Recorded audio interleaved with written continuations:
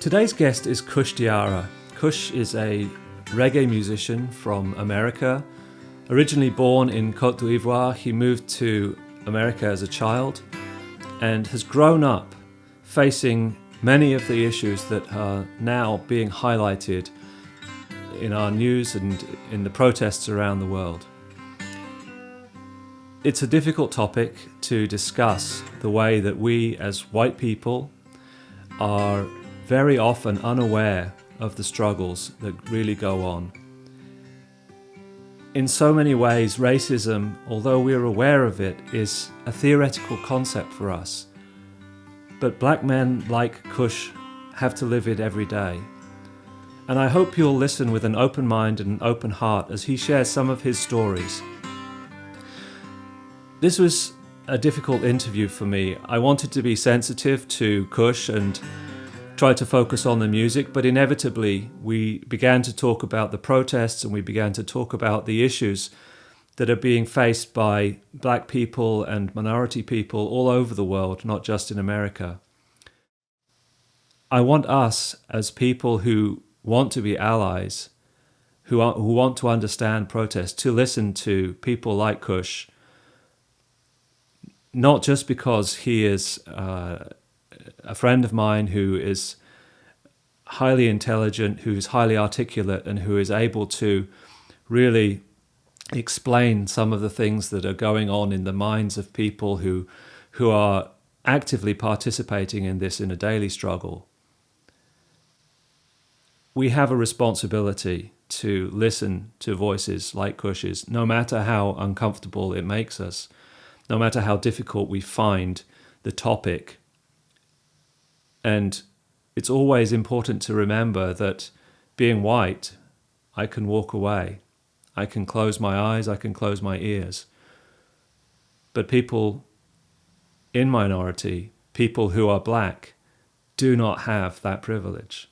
They live it and they face the issues every single day. I hope that you will, if not enjoy, at least get something important from this interview. Kush really told it how it is, and he challenged me to think about some of my preconceptions and some of my ideas, even about the protests, even though I claim to be an ally, even though I want to support people, and I want to have a world where we don't have these discussions about racism, not because we don't want to, but because racism no longer exists. But sadly, this feels like it will be a long and ongoing struggle because it's already been going on for centuries. As Kush says at one point, white people need to fix this because we're the ones who made it like this. I hope you'll enjoy this interview, and thanks for listening. Good to see you again, man. Yeah, good to see you too. It's good the technology allows this easily today. So yeah. So welcome and thanks for being my guest. Thanks for having me. So Kush, it's great to catch up with you and spend some time talking. One of the things I wanted to ask you about, you just released an album called Tour de Force, and one of the things we can talk about obviously is that album. But just after you released this, you then you went to Côte d'Ivoire, where you're from. Yes. Originally, and now you live in America, and you got down. I think you got the last flight back or something before this whole lockdown thing happened. Yes, that's correct. So I went full on for like a promotional. I was gonna do TV shows and radios and do some shows there, and then the whole COVID got worse.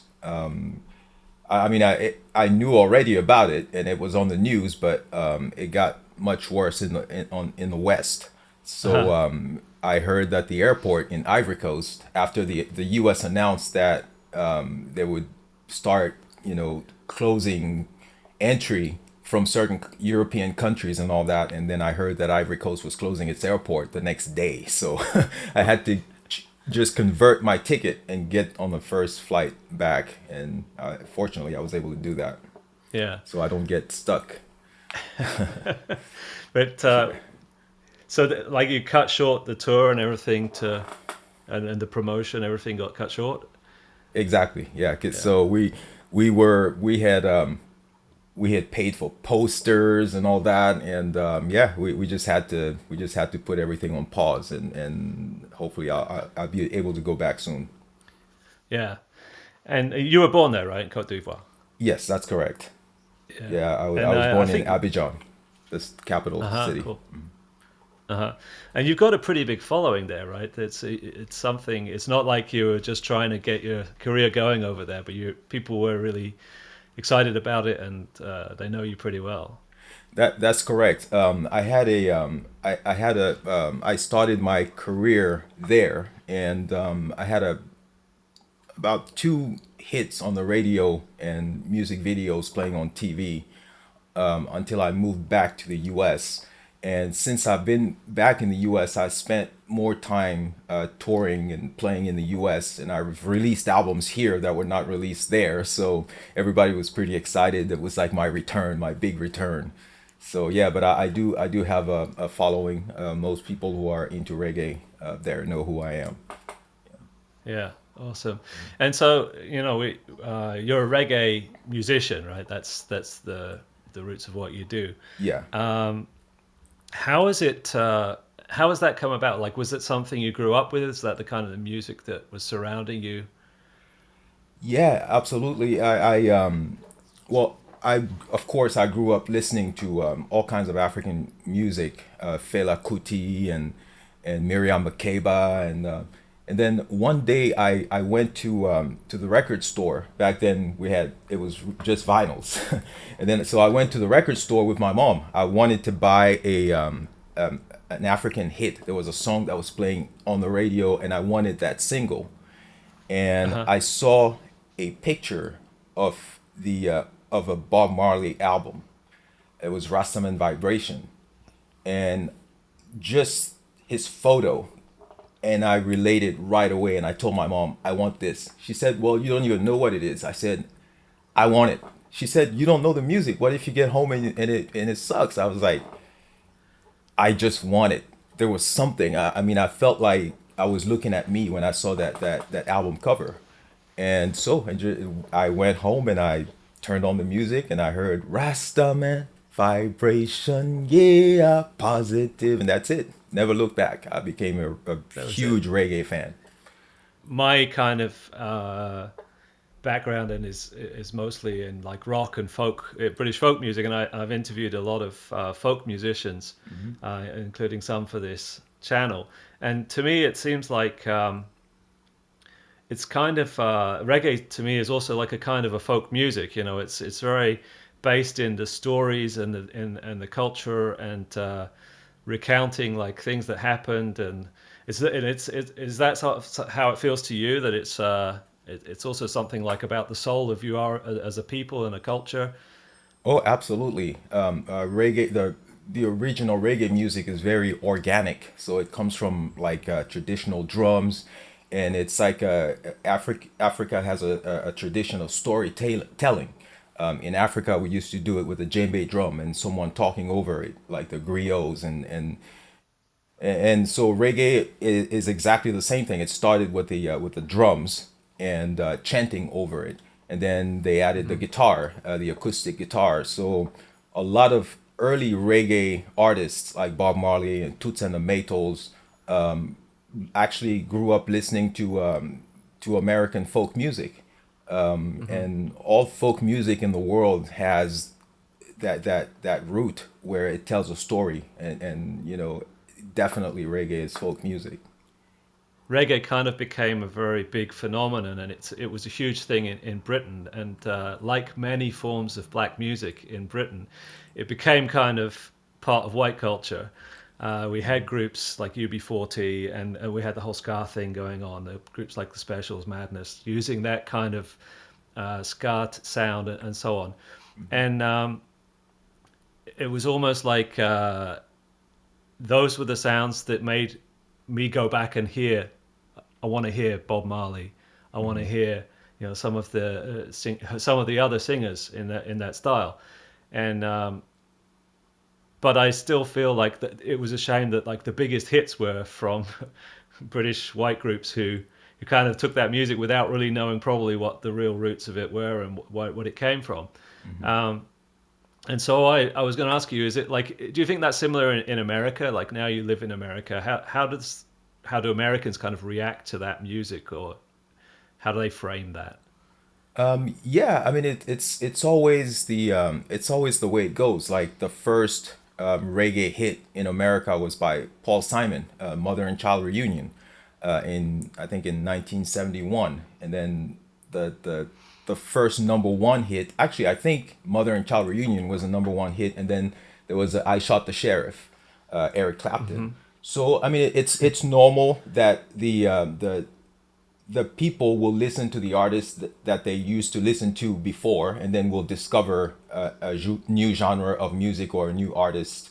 So it is the same thing today. Today you have a new generation of people who listen to reggae, and most of the reggae bands in California are white reggae bands. And the white youth today discovers reggae with them, not really knowing where it came from, and they've never heard of Gregory Isaac or Burning Spear and all that, and that's fine, because it serves the music in a sense, if at the same time the industry does not forget where the root came from, because there's always that it always ends up with this kind of injustice where the originators of the music are left behind, and the ones who come now and show the youth, and then they're given pretty much everything. So a lot of black artists ended up dying of hunger almost, and dying in misery, because they never made music,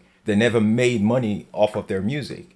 An example is Police and Thieves, that were covered by the Clash, and Junior Mervin, who has the original version, never really fully made it. And this is the only problem with that situation. Otherwise, it's always great when your music is recognized and it's made popular, if the recording industry at the same time acknowledges those who originate the music. Otherwise, it's always the same vicious cycle. Yeah. Thinking about like the kind of blues and all that kind of stuff, that was also a huge influence on British rock and roll. Bands like the Stones were starting as like these blues bands. Yeah. And Clapton, despite the many problems that I've discovered as I became an adult with him and his statements about race and things like that, which he's probably never fully accounted for, I do feel like he made me, he was my first kind of hero, him and Jimi Hendrix, and he made me go back and dig into that music. Yeah. And it was the same, hearing a band like UB40 who had that kind of that reggae sound. They were very working class. It was all very kind of socialist style kind of outlook. So I think it is good, but yeah, as you say, I think it relies on the person. Like if you're into it, then to go and dig back and to find that, rather than just like reference like that band and just be into that band and not think about where the roots come from. Exactly. Because I mean the people will hear what the record labels put in front of them. That's the radio, that's how the industry is, and usually there's this kind of I'm going to be blunt. There is racism from the record labels. I mean, a musician is a musician. A musician is going to play the music that he loves, So it's not, the Rolling Stones never denied that their main influence were blues artists. They actually got their name from Rolling Stone, from Muddy Waters, So it's really the recording industry that, pushes music when it comes from some people, and just leave it behind when it comes from other people. And that's a problem that's been around for a long, long time. Yeah. And I think, to me, like, that there's a lot of talk about, cultural appropriation and all that, but that to me is like a true cultural appropriation, where the record companies are willing to exploit this type of music from different sources, and then very much gentrify it, very much make it a white thing. And the roots of reggae are, as with blues, are in struggle, are in people's people's struggle for recognition and struggle to survive and to create roots and somehow reestablish themselves as people. Yeah. And I think that gets kind of lost when you hear it on the radio and there's a white group singing mother and child reunion or something. Yeah.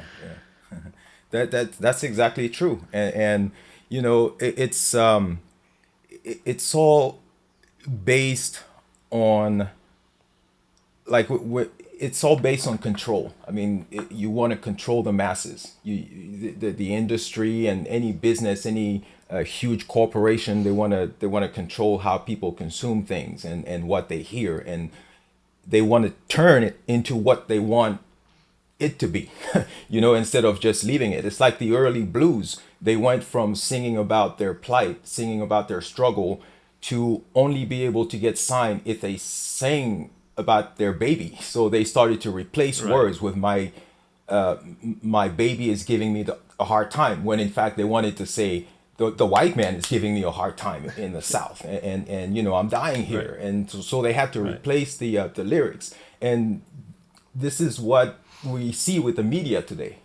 Everything just has to be controlled, and the message has to be twisted and turned, so it becomes pretty much null and void. Yeah.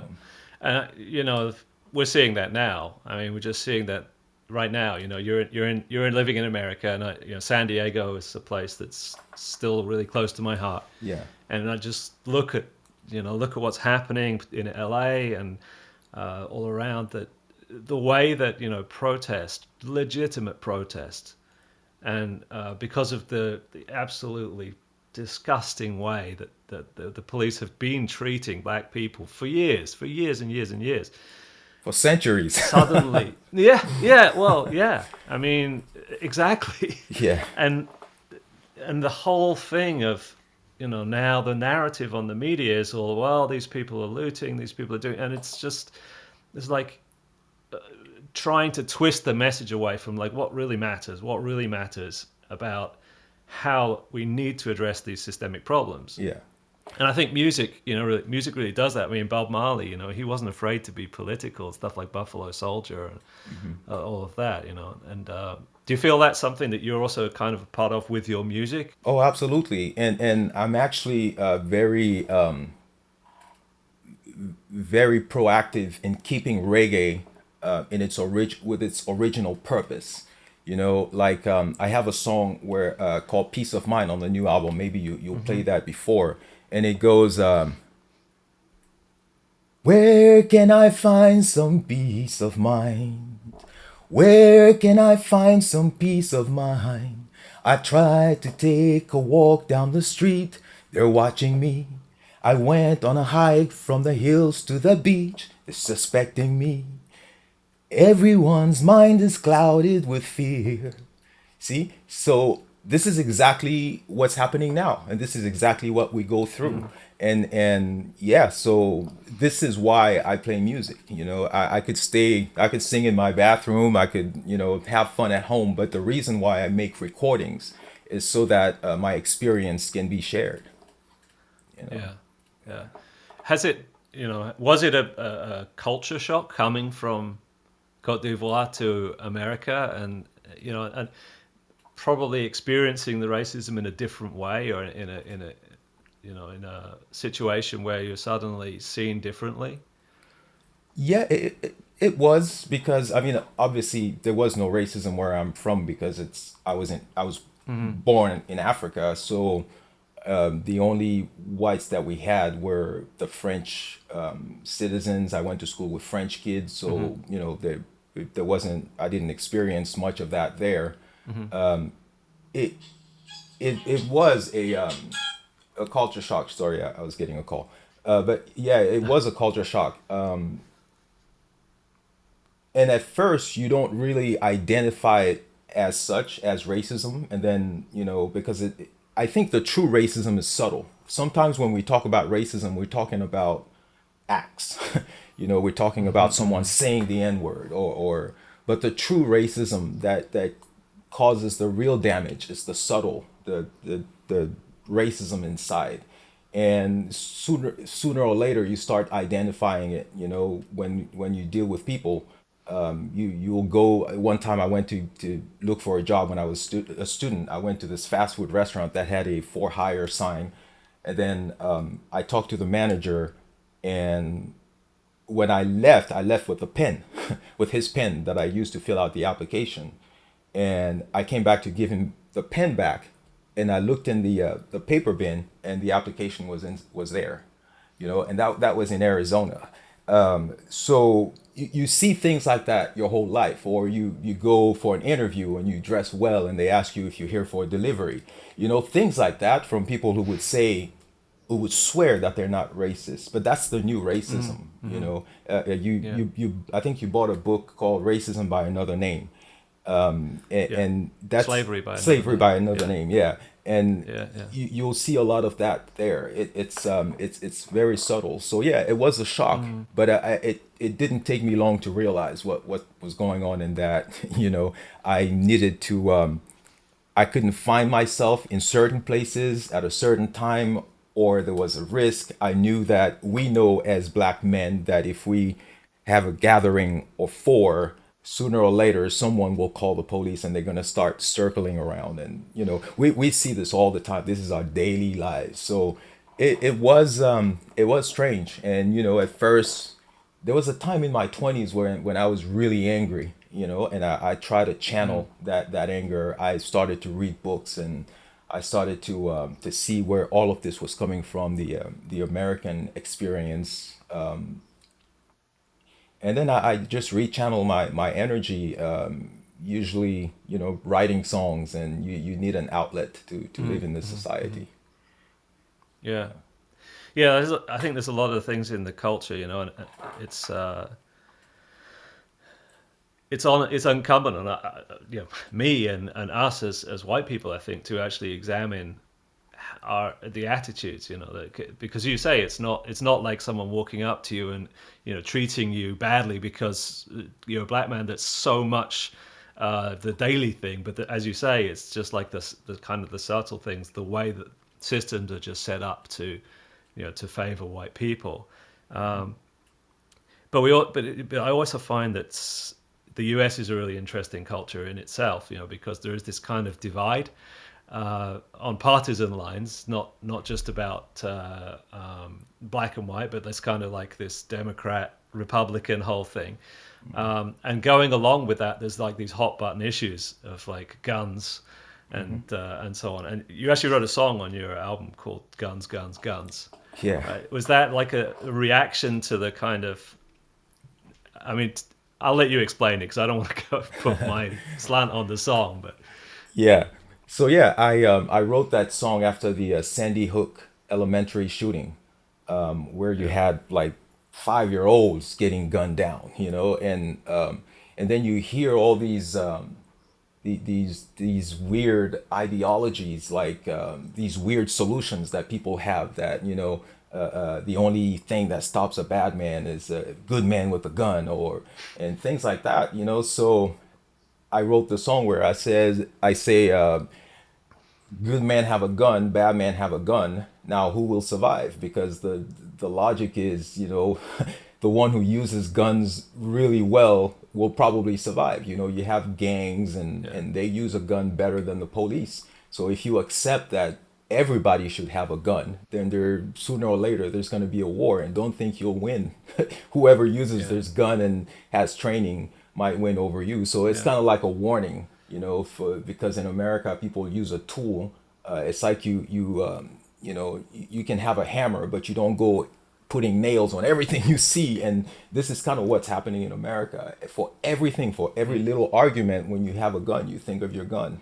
Because you see people arguing at the gas station, and one guy says, I'm gonna shoot you right now, so it's like when you have that gun, you think about that. There was a time when people would use a bat to fight, but now that everybody has access to guns and can afford a gun, you think of a gun. Yeah. It's also like, seems to me like this is just this ideological thing about the guns, and to me this is very connected with racism. It's very, very deeply ingrained in the historical treatment of black people that white people felt they needed to defend themselves with guns, never from the tyranny of government, but from this perceived threat from black people. Oh And I think yeah, that's why it's so strong in the South, particularly. yeah, absolutely. There's always been this stigma. There's always been this thing in movies and on shows on TV of the black man who gets run down the street and he gets caught and he has his hands and handcuffed and all that. So people feel insecure living with people that they don't know, because one thing you have to know in America, races don't know each other, and mostly because we live in this predominantly white culture,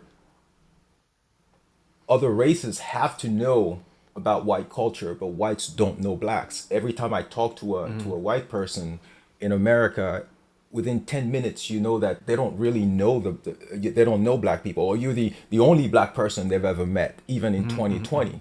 Like I hear white friends asking me, have you ever experienced racism in San Diego? It's so out of touch with reality. My son was called an N-word in San Diego when he was 8 years old. That was the first time he was called the N-word.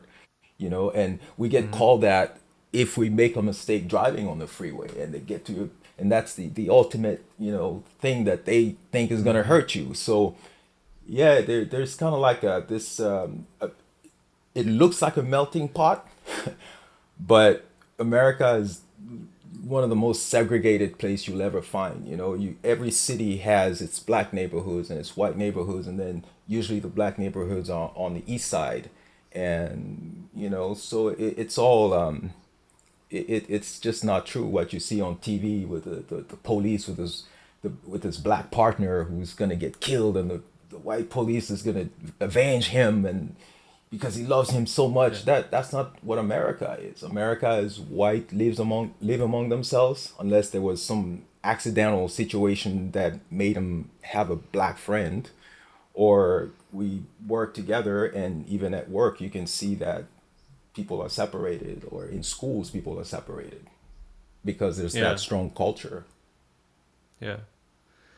Do you think that's something that like comes out a lot in black music as well? Yeah, they that's I mean, we're born in that struggle, so you're born struggling, even when you try to shelter your child from that, and you just want your child to be a child, but sooner or later he starts seeing for himself that there's a struggle. My Yeah. son was little. He was at the counter at the supermarket, and he asked me, because he was looking at the magazine, and I didn't even notice that he always watches the title of people's magazines, and he was maybe 10 years old, and he asked me, why are the sexiest people in America always white? So you start noticing, a child starts Wow. noticing, and people have no idea. When you grow up in a society where everything that's good is white and everything that's bad is black, even in the language, the black male, the black sheep of the family, et cetera, et cetera. People have no idea what it does to the psyche, growing up as a child, and you see the white Barbies, and, the most beautiful women in America are always white. And, so it's like people have no idea when a little black girl grows up thinking that she's nothing, really. So we kind of have to make up for it. And we have to make up for it in so many ways, because if you don't teach your children, the world will teach your children. And so Yeah. we so yeah, so in music we have to say certain things, like, and you listen to hip hop, they have to talk about their situation and what they did to get out of that situation, or what they think other people should do, because you have people on the street, black people on the street, who don't think they're part of the society, that they're part of American family, the American family. And so the rappers, or other singers, are the ones who pretty much, like Kendrick Lamar has a song called All Right, where it says we're gonna be all right, because nobody's in a gang because it's the ideal situation.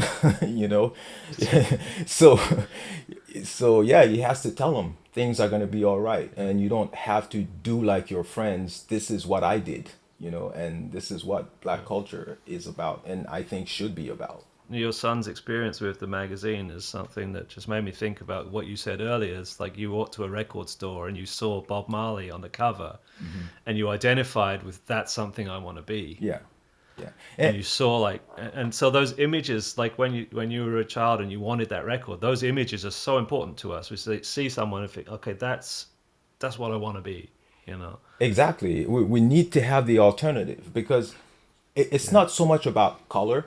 Because when I was a little older, I also saw the Bob Dylan album Desire, and I kind of Hmm. felt the same thing.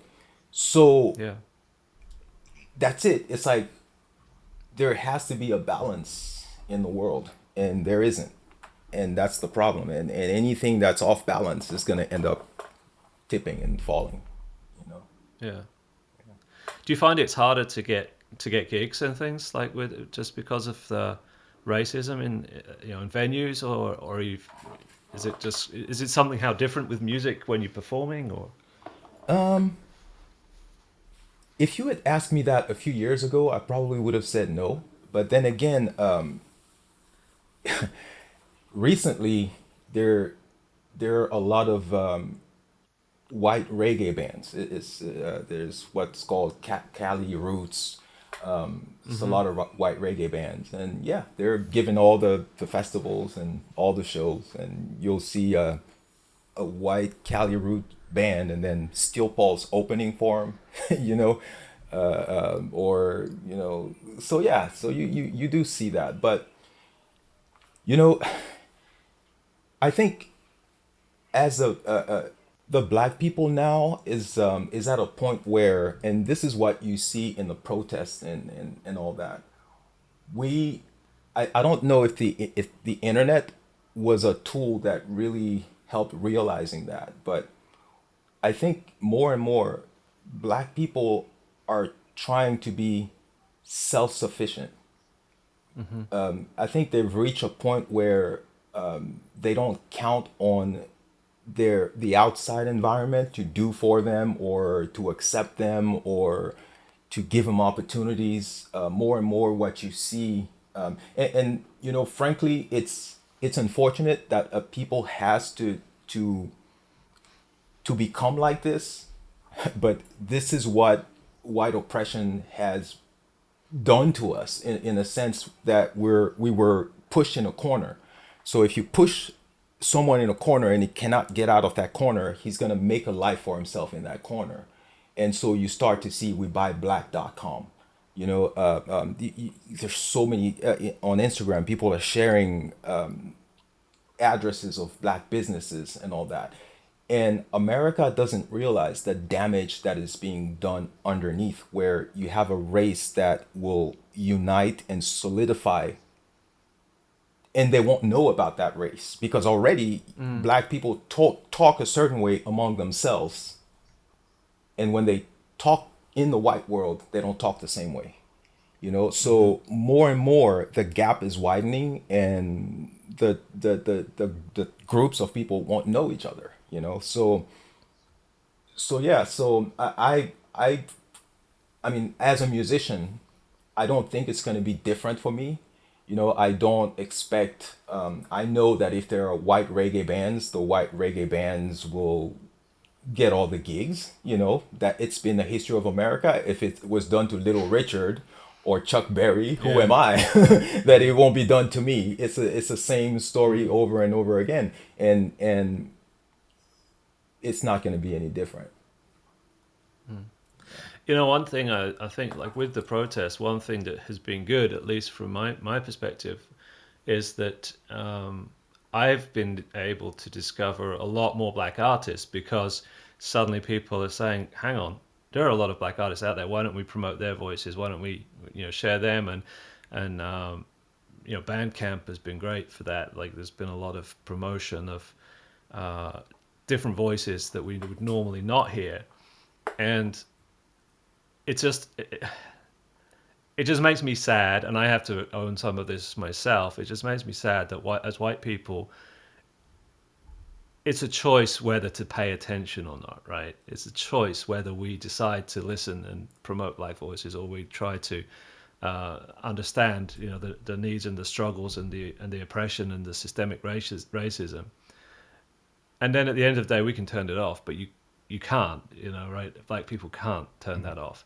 Yeah. And I think that's a big thing that I think I'm starting to see more understanding of on Twitter and whatever, as people discuss, is this, like, they're kind of getting it a little bit. Mm-hmm. And I don't think anything changes overnight, but I think there is some kind of movement, I think, and I do see, like, there's been protests in Britain as well, where I'm from, and they tore down a statue of a man called Edward Colston, who was a slave trader, and he was from the town that I lived in Bristol, for many years, and there was this campaigns and there was discussions and then all kinds of stuff going on of trying to get the council to take down this damn statue of this slaver. I mean, the guy killed 19,000 people died on his ships. And so on the weekend, the people pulled it down and threw it in the river, which is just, finally people did something themselves. And so I absolutely, I absolutely support, and I'm happy that the protest is finally making people listen and making people do something to try to highlight this issue. But yeah, as you say, I guess it's a slow and long and difficult process. Yeah, and it's true. I mean, I've been to the protests, and it's the thing is, we've seen this before. We've seen in the 60s with Martin Luther King, what you just said. You saw white people and black people locking arm and do this, and they passed the civil rights bill, and so we've seen it before. But this is 60 years ago, and in 2020, we're just now removing statues of slave traders, So when all this is over, you're still gonna have the white population that's gonna go back to their life of privilege, and then you're still gonna have the black people who are dying on the streets, and it's not just dying. Dying is the most extreme, but who are being harassed and made life be made impossible in their daily lives. And every time this happens, the gap is widening without you seeing it or without you hearing of it. So now we're hearing about the gap. But if you notice, black people went from in the 60s marching with Martin Luther King and talking about peace. If you hear now, more and more, it's no justice, no peace. Because black people feel like they've given the Martin Luther King ideology 50 years. And they're still, I think if you really want to take the numbers and you compare the numbers in 1955, the lynchings in 1955, and you compare the numbers to the police shooting of unarmed black men, there's not much difference. Right. And what fools people, it's modern lynching. Yeah, what fools people sometimes is we think, okay, today we have white supporters, but we've always had white supporters. Even during slavery, Harriet Tubman was helped by white people in Canada to help free the slaves. So the situation is really not different. Whatever we see now, we've seen it before. So right, that's why I was saying, more and more black people don't really believe in it anymore. And I think, if I have white friends who ask me, what can we do? I think the black people of the earth, and I say the earth because we've been under white oppression for 500 years or more. Since the first white man met the black man, we've been under oppression. And I think now it's getting late. There is a lot of damage. And I think when white people ask me, what can I do? I think that struggle should become the white struggle now. Yeah. Because it must. black people are not a minority, you know. We are a minority from a Western perspective, but we are 1.5 billion strong, and oppression forces a people to unite.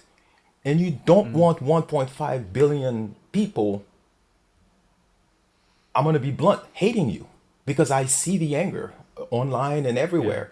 And Yeah. Yeah. yeah, we can say, oh, but not all of us are like that, not all of us.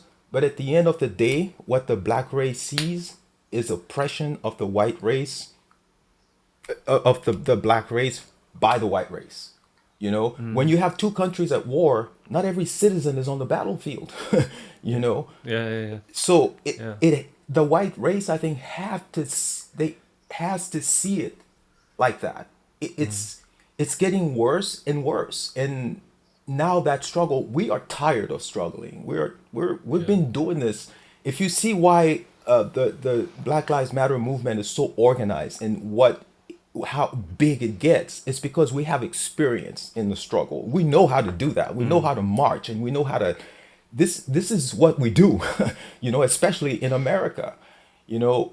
So we are so fed up, and I don't think white people really realize that yet, how fed up the black race is. And it's not just in America. I Mm. mean, there's our former colonial powers, France, in Yeah. Africa. They still control Yeah. the west, the French speaking countries, the West African countries.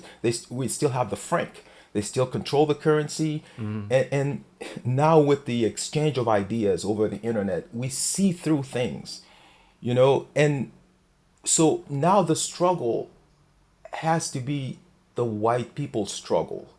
They have to fix their Yeah. stuff, Yeah. Yeah. they because when I always give this example of the dolphins. When white people want something to change, they make it change. They zero dolphins get killed on the coasts of America. Why? Because they decided that they would not have it. Period. No tolerance. I've seen white kids, 16-year-olds, 17, 16-year-olds, 17-year-olds in front of grocery stores, supermarkets, trying to get your signature to help save the dolphins, to help save the whales, to help Mm. save the Mm. African elephant way over in Africa. I mean, you can't tell me Yeah. that that same militancy and that same passion cannot be unleashed on the police force killing unarmed black men. And not just the police, because Arbery was killed by two civilians, was hit by a Yeah. truck in Georgia in Yeah. 2020 Yeah. and shot Yeah. because he was jogging Oh, in the Trayvon wrong Martin, place. another one. Yeah. Exactly. Yeah. So I think we're at a stage where black people kind of don't care anymore. They're I mean, we begged, we asked, we marched, we sang, we struggled, and here we are in 2020, where we're at a point where we're not trying to get accepted anymore. We're not trying to be loved. There's enough of us that we can love one another. Like I said, we're not a Mm. minority, and so now we just want to be left alone. We just want to be parked, picking up a friend in a white neighborhood without a police car pulling up behind us asking us what we're doing there. We want to Mm. be able to jog wherever we want to. If people don't like us, they don't like us. Loving is a feeling. It's I can't control who you love and how, if you love your child. I don't have any control over that. So if you don't like black people, that's fine. What we're asking, leave us be. you know, don't kill us. That's it. Stop That, killing that us. this Yeah. is what the message is now. This is what we're fighting for. That's why they say Mm. no justice, no peace. It's no longer let's unite or whatever. We're past that. And I mean, if it Yeah. happens, of course, that's fine. But that's not the priority anymore. The priority is when you see black people were told, the organizers of the protests at the beginning were told there is a pandemic. They said, we don't care. They said, we're supposed to have a certain distance. Are we going to be able? They said, we don't care. Trump said, I'm going to send the National Guard. They said, we don't care. He said we're going to send the army. They said, we don't care. When a people get to this point where they're not afraid of dying anymore, that youth, that active youth that you see on the streets, especially the black youth, because they're the ones who started the protest, it's bad. Because our fundamental instinct is to protect our lives. When you have a people who says, I am so fed up that I don't care if you send the army on me, I don't care if you bomb me, what are you going to do? And that's what I want the white race to realize. And you're not going to hear that from a lot of black people, because, black people have we have a history of oppression. So when we face white cameras, we have a tendency to be shy. And I'm saying this, you're not going to hear that a lot, but I don't know if it's because I wasn't born in America, but I don't have that filter. But these words that I'm speaking right now, they are to be taken seriously, because I've been in America for a long time and I see the difference. America is going to be unsafe soon if this doesn't stop. The streets of America are going to be unsafe because you have black militia who are training black people to be armed, to defend themselves. And when a society comes to this point, and when I say militia, they are trained people. They're former Marine, they're former, who feel like they're going to use their experience for the cause. So when a society get to this point, it's on the brink.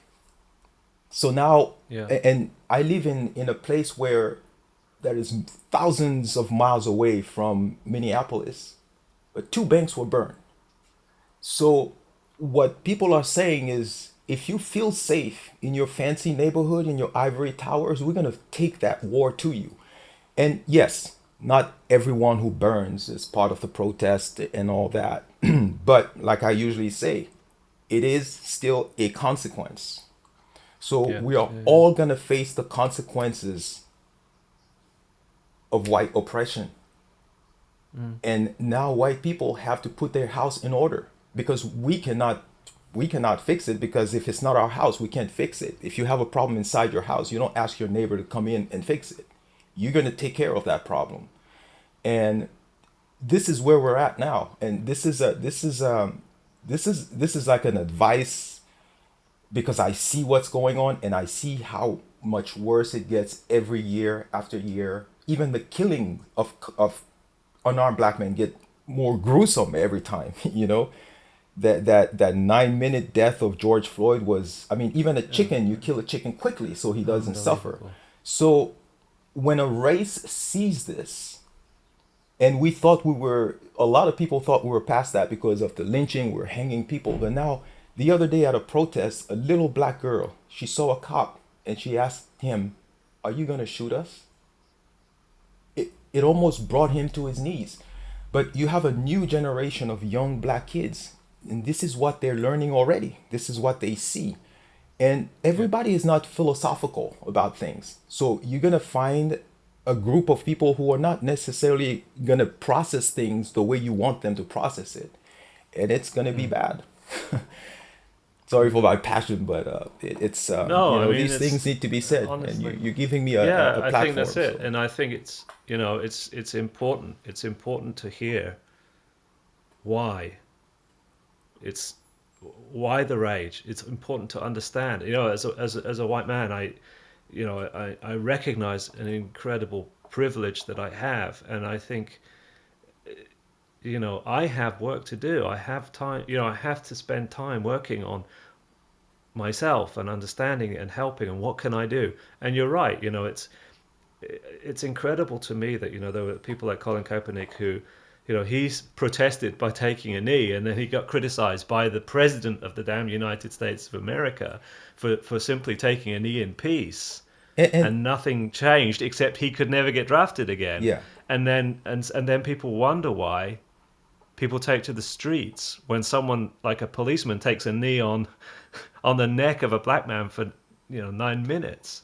Yeah, It's just, and you're right. And white people saying, well, we don't want you to protest like that because, that's just not, that's disrespectful to our flag or our anthem. But you shouldn't protest like this either. And what they're really saying is, get back in your corner. exactly. You shouldn't And that protest. has to change. But That but has to change. but see, that's also the reason why there's race relation issues in America is because America was built for a specific purpose.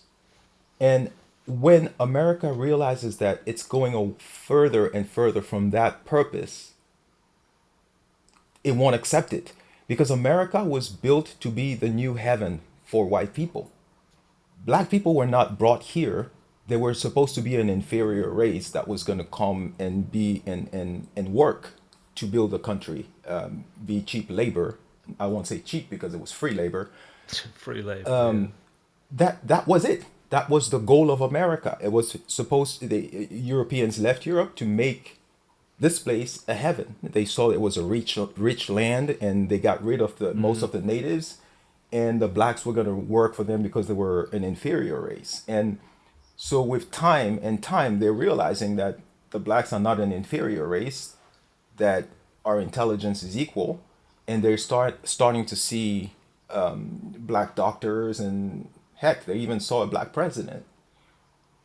And they say, no, no, no, no, no. That's not what we wanted this country for. It wasn't to share. It was for, and that white privilege that you talked about. That's the goal of America. That's the foundation. Yeah. That is the only goal of America.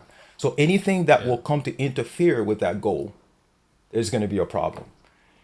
So this is why The very words. Yeah. yeah, and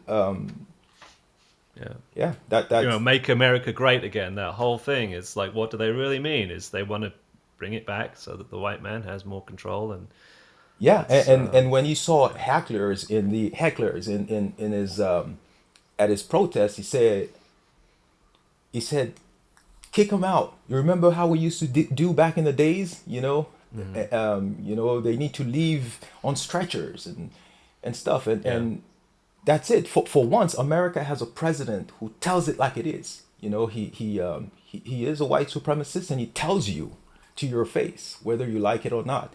And Malcolm X said, I have more respect for a man who tells me where he stands than a man who comes to me with the face of an angel but is nothing but a devil. And that's, you got to give that to Trump. He tells it. He tells you every day.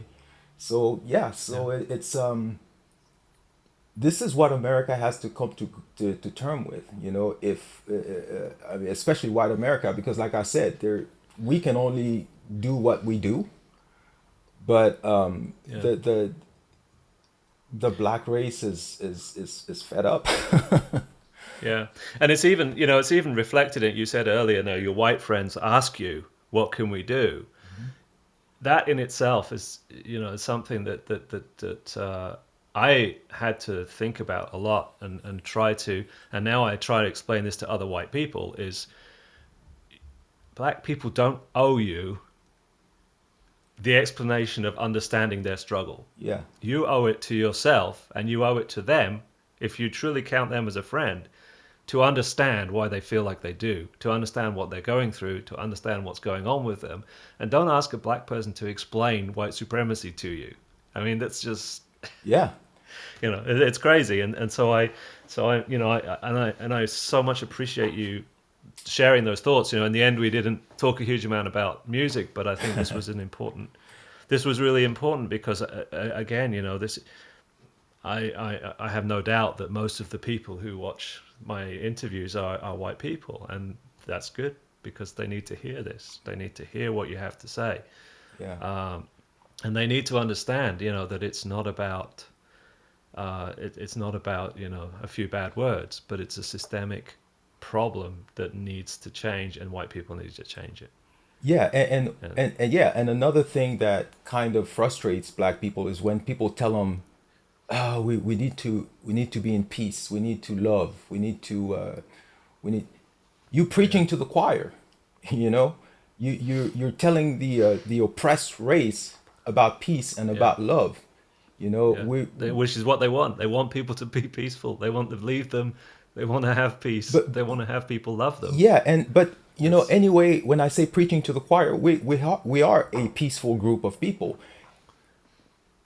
You know, after apartheid in South Africa, when black people took power, what did Nelson Mandela say? Reconciliation. mm, When Martin Luther King, after Jim Crow and the lynchings of blacks and stuff, talked about nonviolence. We're always talking about forgiveness.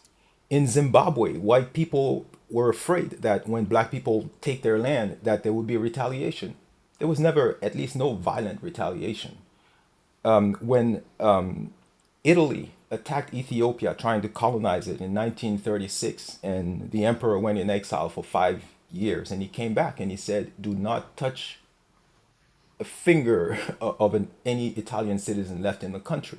We're always forgiving, you know. We begged for peace, and you know, we got on our knees, we marched. Like I said, we're always asking for that. So today it's not to us that people should say, "Oh, be peaceful," or mm-hmm. we're waiting. We just don't see any peace. We don't feel any peace.